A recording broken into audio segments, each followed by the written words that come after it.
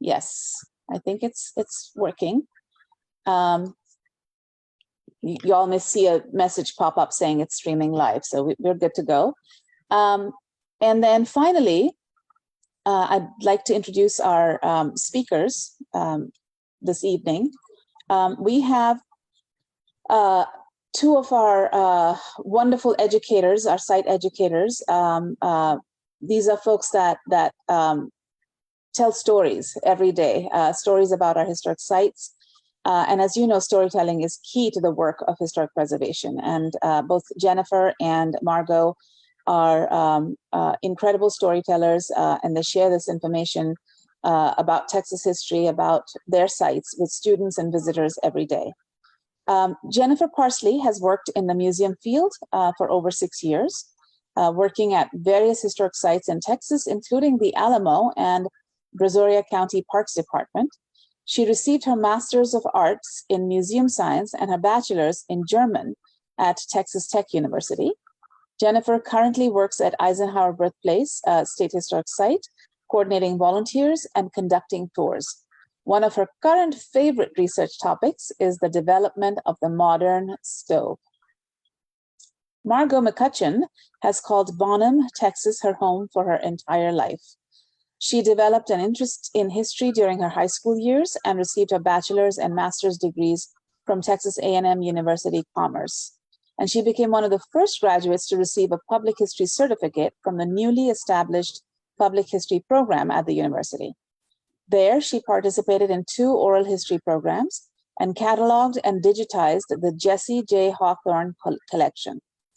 Through the public history program, Margot received the opportunity to intern at the Sam Rayburn House State Historic Site for a semester, establishing a connection with the site that she pursued upon graduation. And in April 2021, Margot joined the Texas Historical Commission as an educator-interpreter at the Rayburn House, which is where she is now. She has authored and edited several biographies for the Handbook of Texas Online. This is the Texas State Historical Association's publication. 2 of these biographies relate to women who lived and worked at the Rayburn House. She's also steadily published articles on the Rayburn House blog about the artifacts and history of the house, as well as completed several outreach opportunities and events for the Rayburn House. So again, make sure that you're viewing in speaker view. And Margot, Jennifer, thank you both for taking time to be with us this evening and for sharing your expertise, your knowledge, and your wonderful stories. It is all yours. Well, thank you for that introduction, Anjali. Jennifer and I would also like to thank the Friends of the THC for helping us put on this program for everyone watching. And we also want to thank everyone watching for joining us tonight. So I am the educator at the Rayburn House, and I'm currently standing in the house. Let me explain who Sam Rayburn was very quickly. Sam Rayburn holds the record for the longest serving Speaker of the House in U.S. history. He wanted his house to be preserved after his death, so that's why I'm here today. Everything in the house is owned by the Rayburns. It's all their furniture. They were the only family to live here. This house was built in 1916, and the last person to live in this house was Sam's sister, Metabelle Bartley, and she passed away in 1969. And then 2 years later, it became the property of the Texas Historical Commission. So tonight, we're going to be talking about rationing during World War II in the 1940s, and the Rayburns lived through that time.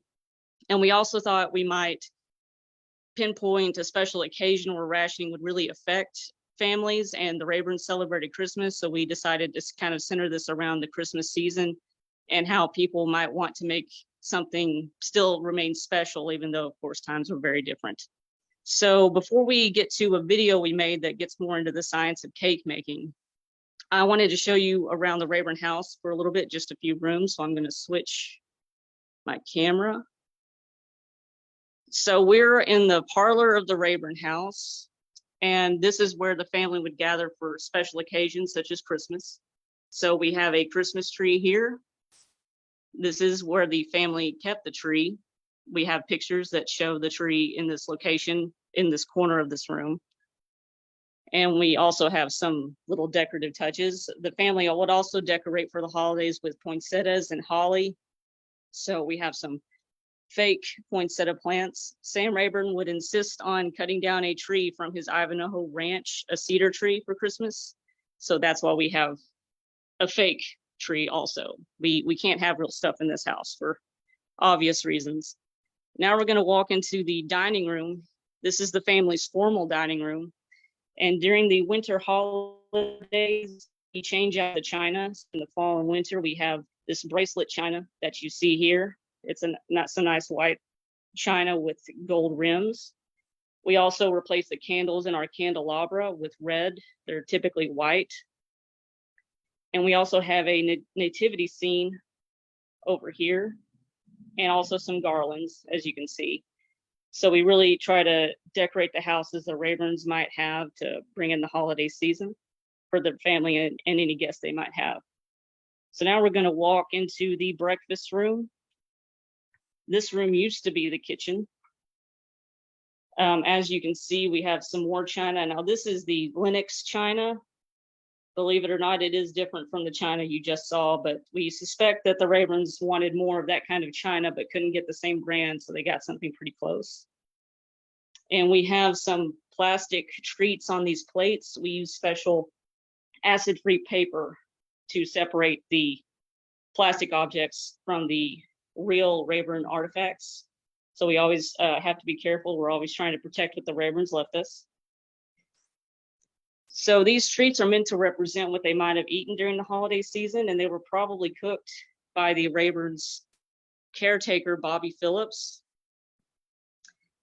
She was an African-American woman who the Rayburns hired to cook for them, and I think she started working here in 1933, and she worked here until her death in 1956.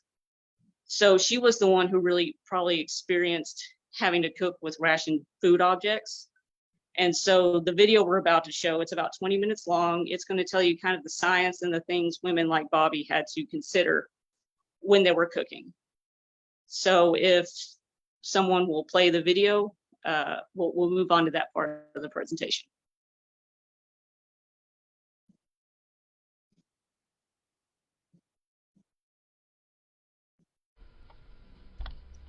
How does a homemaker cope with shortages, rationing, and the challenges of the wartime home front? She starts with understanding the heart of a cake.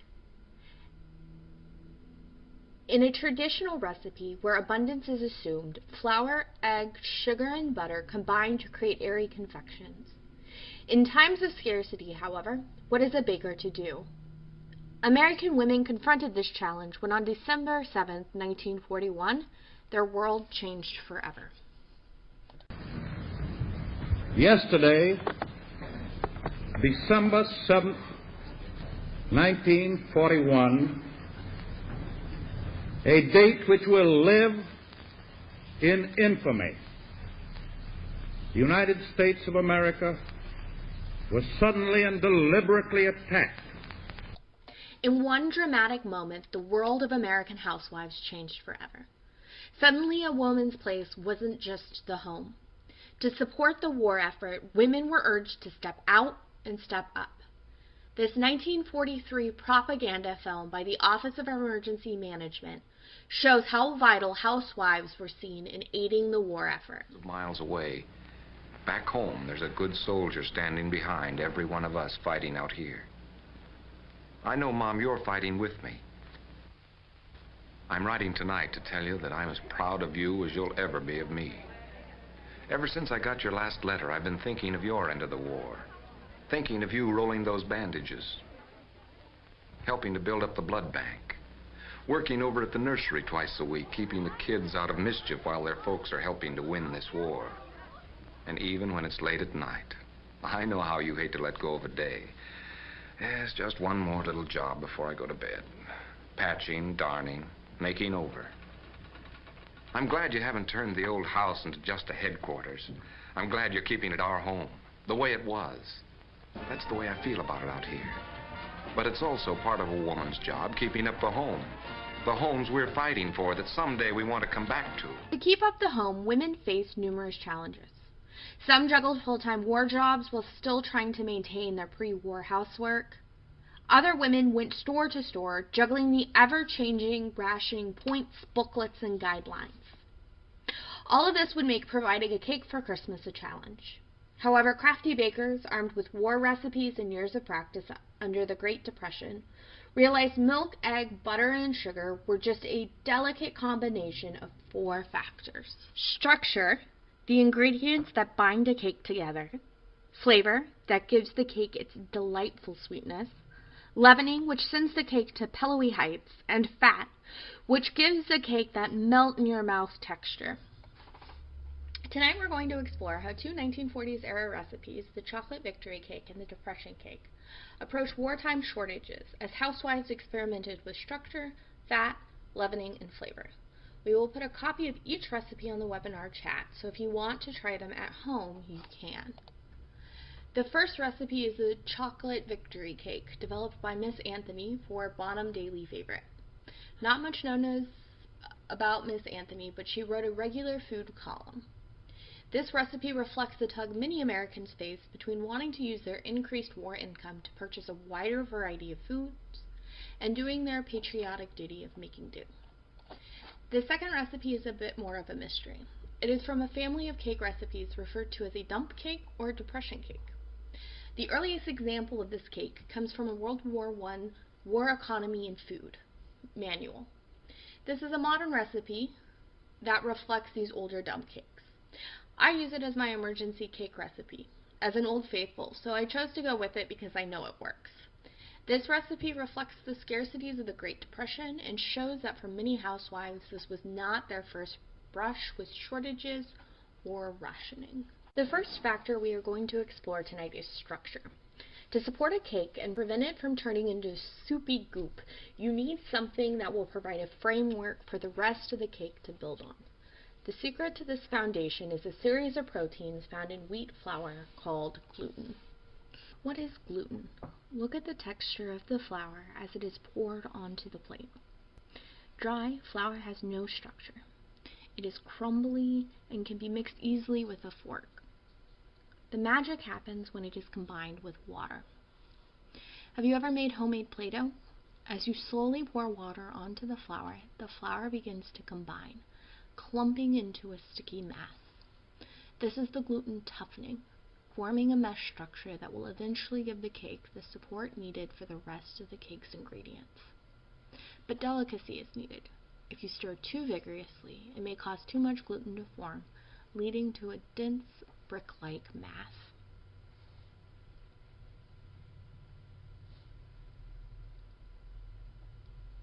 In the video, the water has caused the flour to congeal, causing the fork to be covered in a thick, viscous mixture. This is showing gluten in action. American housewives considered themselves lucky, as all-purpose flour was never rationed in the United States.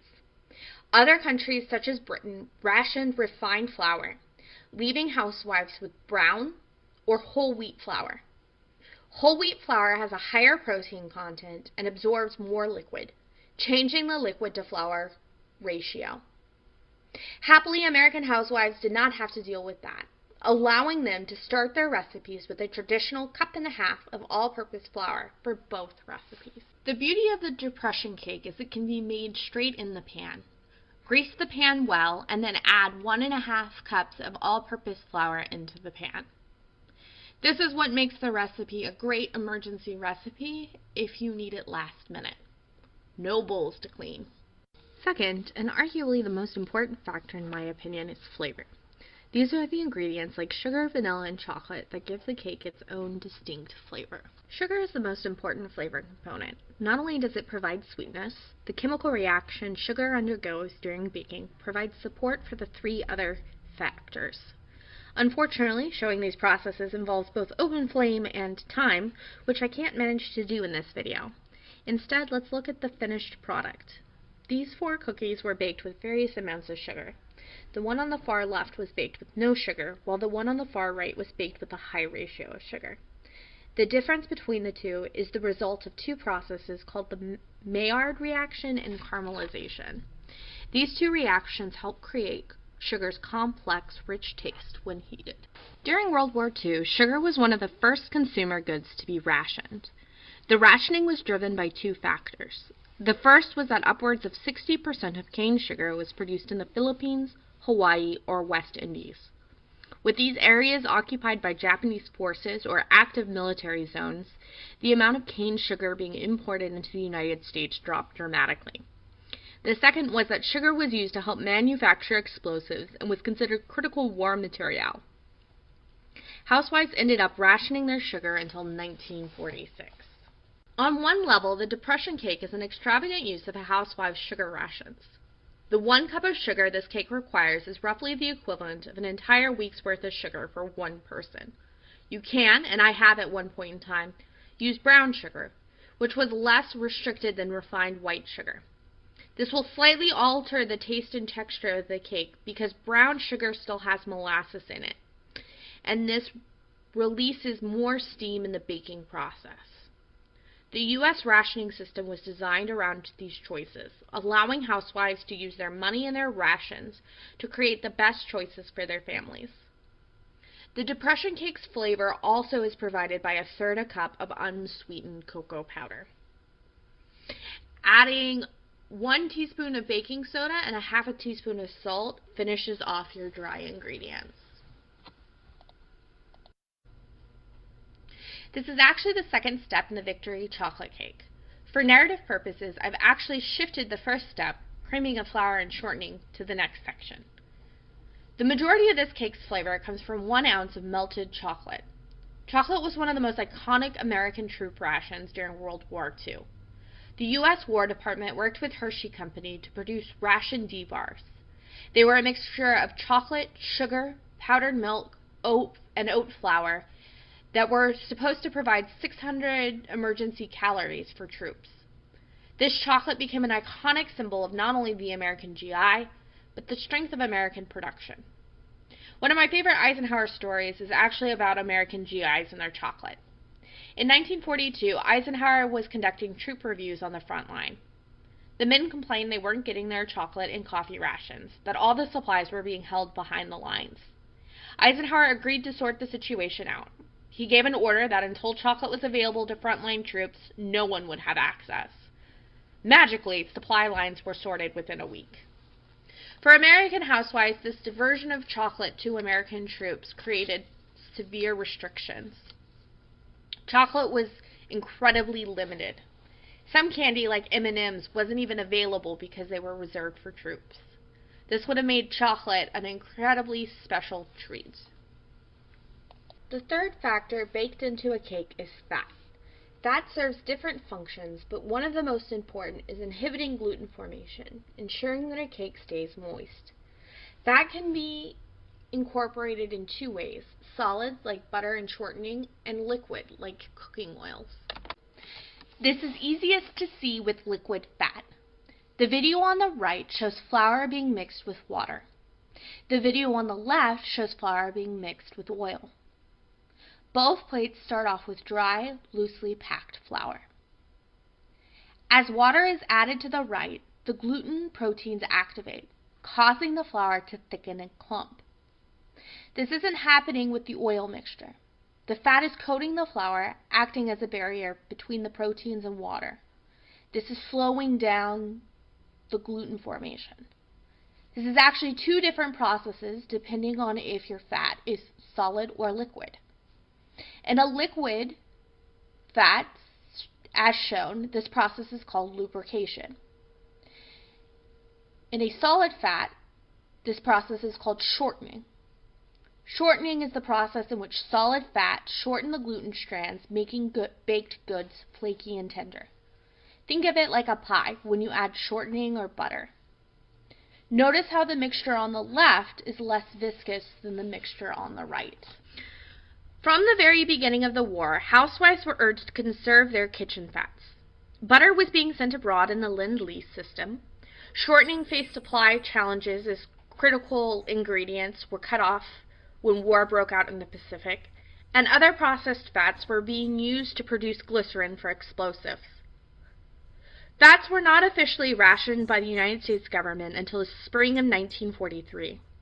Instead of rationing the quantity of fat, a point system was set up. Depending on availability, fats would have a pointage assigned, and housewives had a set amount that they could use each week to shop with. Butter was the most expensive fat, while newly developed vegetable-based fats like shortening were cheaper. The next step in the depression cake is to add your liquid ingredients. In the traditional dump cake, you make 3 wells for your liquid ingredients. I made them in a triangle because I thought it was aesthetically pleasing. Just make sure they're separated enough that the 3 ingredients don't mix. In the first well, you pour 1/3 a cup of cooking oil. In this recipe, the oil acts strictly as a lubricant to keep the cake moist. During the Great Depression, when family incomes tanked, traditional animal fats were too expensive to afford. This cake is incredibly flexible in that any neutral oil you have on hand can be used. The only oil you should avoid is olive oil because of its strong taste.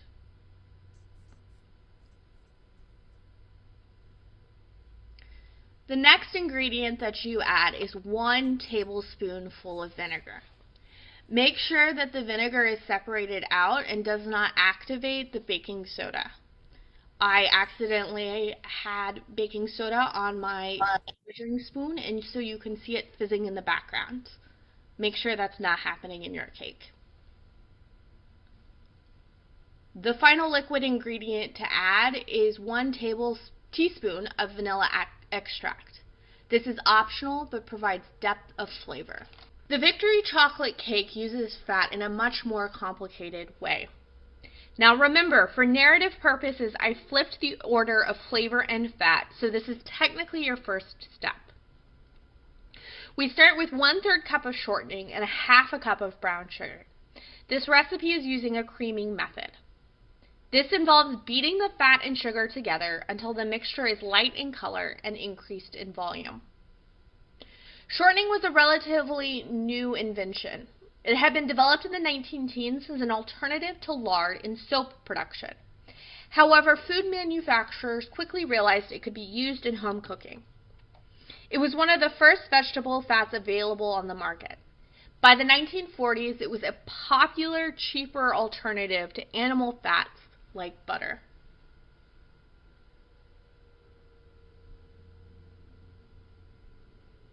Next, we're going to add 3/4 cup of corn syrup. The brown sugar is incredibly important to the creaming effect. The brown sugar crystals are cutting into the fat, causing air pockets to form that will allow the cake to rise. But by December of 1942, when this recipe is developed, rationing of sugar is in full force. So adding corn syrup provides additional sweetness without taking up all of your rationing coupons. We're going to continue to beat air into the mixture.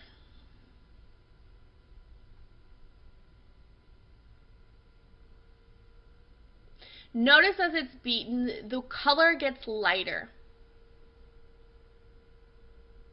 You're looking for a nice, light, fluffy mixture.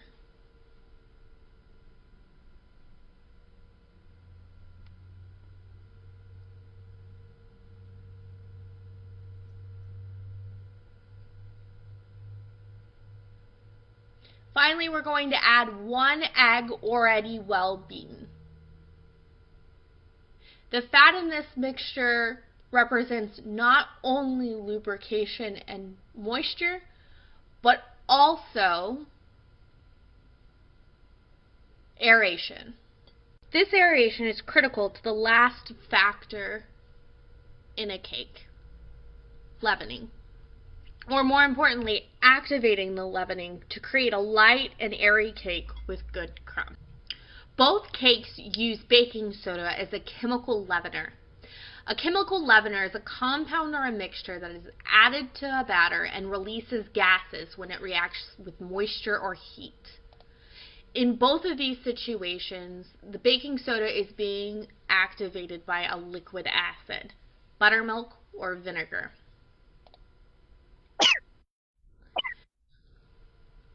The buttermilk is providing a much less violent reaction because the Victory cake depends on the creaming to provide its overall volume. The baking soda and vinegar, on the other hand, creates a violent reaction, which is necessary because there is no other leavening in the cake. To activate the leavening in the depression cake, add 1 cup of water. You could also substitute this for 1 cup of coffee. However, during World War II, coffee was strictly rationed, and this would only be an alternative if you had leftover coffee from the morning. As the cake is stirring, the gluten is starting to form, and the vinegar is mixing with the baking soda. You can see the batter thicken, but also begin to bubble as the leavening works to create lift and volume. Let's take a closer look. Can you see those bubbles form? Those are going to be critically important in the oven.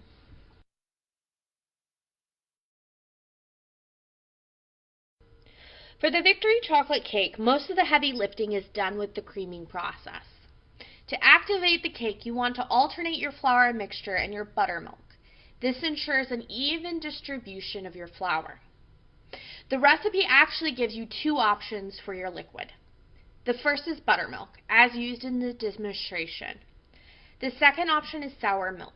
Have you ever poured a glass of milk that is just a bit off? That is sour milk.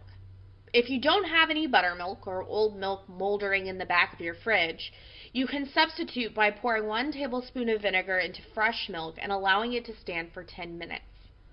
All of this allows you to stretch your pantry just a little further. Once everything is well incorporated, it's time to pour the mixture in a pan and put it in the oven.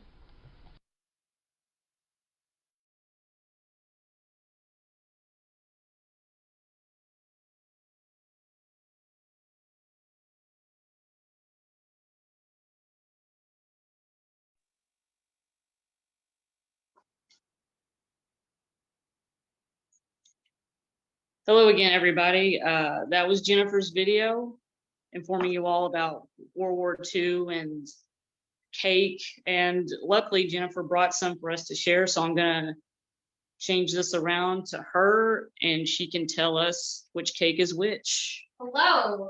So as much as I love the beautiful chamber stove that we have in this house, it is non-functioning. So I was not able to do a live presentation today, but I managed to bring our actual cake. So the cake on the right, or at least my right, this is the depression cake. This is the one that you can make just straight in the pan. And this is the finished product. It's a little dense. My favorite staff review of it is it tastes like fruitcake that got rejected. Not exactly sure what that means, but apparently they were very sensitive to the vinegar taste. And so their final consensus was rejected fruitcake.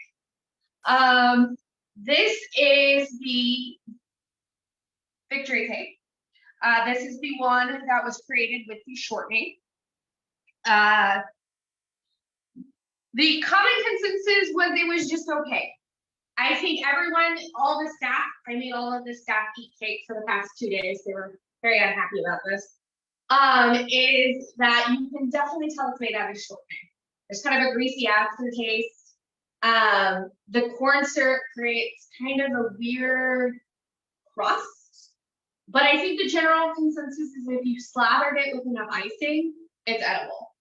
The recommended icing for this cake was a fruit date icing, and I was just frankly too scared of it to try it. But I think without rationing and a nice heavy buttercream, I think this would be a fairly solid, decent cake. So with that, we thank you for coming. Does anyone have any questions? We can open the floor to questions. Or Carrie, if you can turn off the spotlight so we can have everybody on screen, and we will take questions now.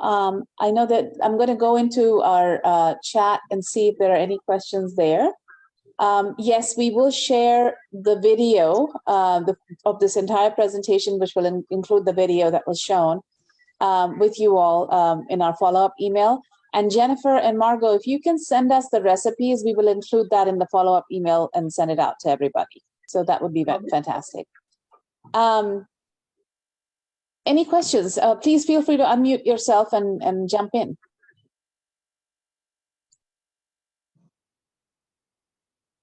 And I actually, as we're waiting for people to jump in, I just wanted to share. You were using the mixer, which all of us know these days is so very convenient when you're baking. I remember growing up, and I didn't grow up in the United States. I grew up in India, but my mother was a baker, and I remember helping her and basically doing that mixing by hand. And man, my arm used to hurt. And I'm sure that that's how women did it then. And we had this. I'm sorry. Sorry, I think they would have, but we do actually have, in the 1950s at least, the Rayburns did have a mixer. Oh wow! So I'm sure they did. Even then, I think some people still kind of prefer to do things by hand, but this is by hand. Yeah, they say it. They want to keep things traditional or something, but I'm also like, well, if they had a mixer back then, I think they would have used the mixer, but whatever. Absolutely. To each their own. Yeah. But yeah, this is a Sunbeam Mixmaster. We dated it to 1950 to 1954. And does it still work? I'm not sure. We have everything in the house unplugged simply because wiring is scary. Yeah. And we don't want to test anything, but we have this mixer. As Jennifer pointed out, we have a Chambers oven. This one was dated to the 1952 to 1959. It's the model 41C. It's the Rolls Royce of stoves. You could turn the gas completely off, and because it's insulated, the food will keep cooking at that same temperature. And we have a turkey roaster. A lot of our visitors say they remember roasting turkeys in a machine like this. This is a Westinghouse. Huh. And we also have a canner, because the Rayburns didn't get electricity until 1935. And if you didn't have a refrigerator, you had to eat your food right away or can it, more or less. So a lot of people call it a pressure cooker, but there is a difference. It's dangerous to can using a pressure cooker.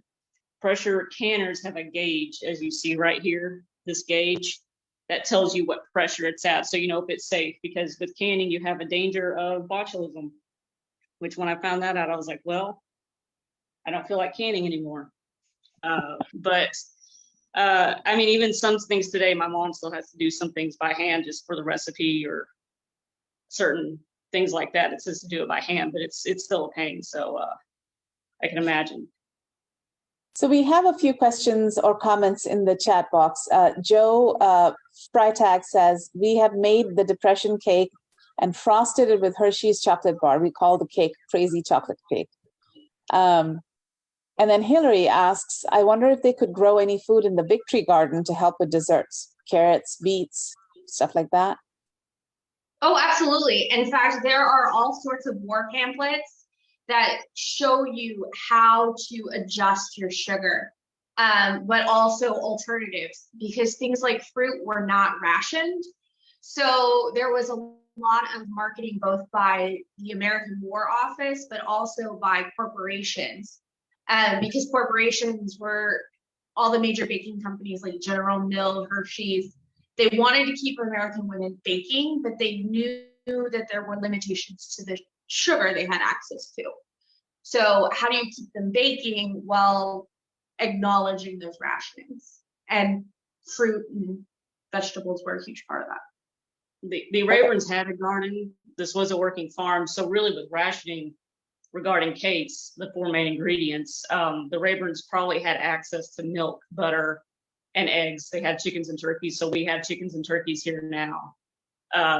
So some farm families really, even in the Depression as well, were kind of better off than some people in the city because they had some things already available.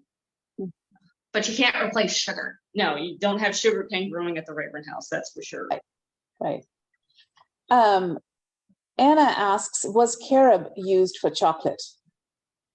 Actually, that's a great question. I don't have the answer to that. I know that chicory was used as a coffee substitute, so I know they were very well aware of like those common substitutions. I did not think of looking at carob though. And what about artificial sweeteners like saccharin?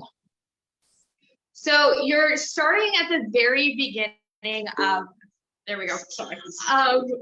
We have a magical gyroscope that kind of takes control sometimes. We are at the very beginning of food manufacturing. Food science really came into its infancy in the 19-teens with things like shortening. And so the 1930s and 40s, you're seeing an explosion of experimentation with these artificial food sweeteners, artificial food in general. And a lot of it is the war. You have to feed a large amount of people. You don't have access to your traditional goods. So how can you create alternatives? And so actually a lot of the boxed foods that we think about today come out of the 1940s as a response to food rationing. It really dramatically changes the way Americans are eating. And I'm guessing a lot of the use of corn syrup in our processed foods. Mm-hmm. As a corn substitute. syrup, beet sugar, because you'll also see cottonseed oil, because you're seeing things that don't have to be imported. Okay. And then Donna also asks, how about maple syrup? Yeah, that would have totally been available. If I remember correctly, maple syrup is still one of those more regional things where you would only be able to get it maybe up in the Northeast, but I did see recipes that recommended substituting sugar for maple syrup. The thing you have to be careful with maple syrup is that it's a liquid sweetener, and that does mess with the chemistry of the baking. So you can't substitute it one-to-one for white refined sugar. There has to be some additional adjustments with the amount of liquid and flour you use. So a question about the oven. Obviously the Rayburns, you know, because of their status and everything, had this state-of-the-art oven for that time. What did people use, just the average family, what did they use to bake their cakes in, if they did make cakes? So in the 1940s, you're already seeing a lot of electric and gas stoves. If you were in the rural areas, you were still using things like coal stoves. Stoves were rationed in the 1940s. You did have to get a ration card to buy a new stove. But by the 1940s, most kitchens, especially in urban areas, would look very similar to a kitchen today. You're using a gas or electric stove. You've got a refrigerator, and women are using the war income they're getting in the 1940s to update their kitchens. And that's why, I mean, the Rayburns are a prime example. You see the Rayburns updating their kitchen in the early 1950s because they're getting all this increased war income. And now that the war has finally ended, stove rationings are over with. You see an explosion of appliances being purchased. You see an explosion of kitchens being redone because you finally have that money for that modern kitchen. The Rayburns probably bought that Chambers around 1956. I think we have a note that says that, and we have kind of an instruction manual for it and things like that. So yeah, they were in the 1950s. They probably bought most of this equipment. That's the thing to remember. This house is 1916. They added this kitchen in the 40s, and they kept updating the equipment and everything even after that because they lived here until 1969. So kind of a lot of different things you see here at the house. And like Jennifer said, electricity, Sam Rayburn helped bring the Rural Electrification Act to existence because he wanted farm families like his family was when he was young to have electricity. But even then, I think some people in the US didn't really have electricity till even the 60s. So you're kind of getting a lot of different experiences probably during the war with what you use or didn't use for cooking. Perfect. Well, thank you. Thank you, Hillary. We appreciate you joining us and watching the presentation. Any questions from anybody else? Feel free to jump in, or comments, thoughts, stories you've heard from your families. we'd love to hear those as well. Donna says, studies have shown that the national health in Britain actually improved during the war due to rationed fats and sugars. That's a good point. Leila says, my mother cooked on a wood stove in the early 40s until we got electricity and we were able to get an electric stove. And then Maureen is asking, is there a good book to read on Rayburn? The staff here, like, I think it's Rayburn, a biography. It's by D.B. Hardiman and Donald C. Bacon. That's kind of our favorite. There's also a book by a man named Steinberg. That one may be Sam Rayburn, a biography. I may be getting the titles confused, but the one we usually read is Hardiman and Bacon. And there really haven't been too many recent biographies. Dr. Anthony Champagne is a person I know, and he has partners, I think John Riddlesberger as well. They work together on publishing some more recent content about Rayburn, but really, he seemed to basically be popular when he was alive in the 20th century, and then after his death, not so much heard about anymore. Some people come here because they heard about him from the Sam Rayburn Tollway, which is in Dallas Fort Worth area. So those are the books. I don't know if they're out of print. You may be able to find them probably more on used bookstore sites or things like that, or even in your local library might have some. And if you can send us those names, we'll put all of that in our email as well and send it out to folks. Any other questions? Any other questions or comments? All right. Well, I think we've covered it all. Thank you all for joining us this evening. If you have any questions, thoughts that come to you after we close out, please feel free to send us an email. And then we will send a follow-up email out in the next day or two with the recipes, a link to the Facebook Live video that you are welcome to share with other friends and family that might be interested in the subject. And we'll also include the names of the books that Margot mentioned. So with that, unless there are any other questions, I will say good night and thank you again for joining us. Take care. Bye-bye. Bye. Thanks, everybody. Thank you, Jennifer, and thank you, Margot. Our pleasure. Bye.